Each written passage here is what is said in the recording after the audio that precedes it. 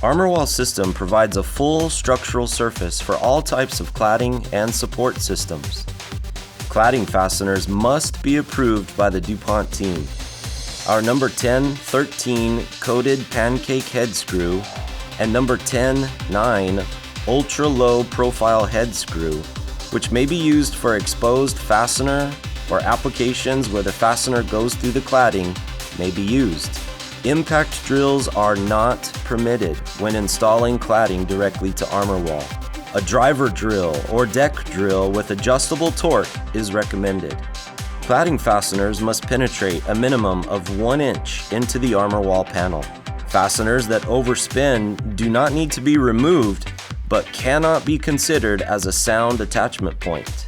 A new fastener must be placed adjacent to the disregarded one, spaced a minimum of 1 inch.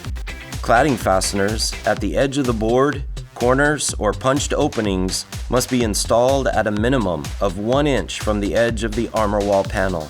Cladding fasteners do not need to be sealed.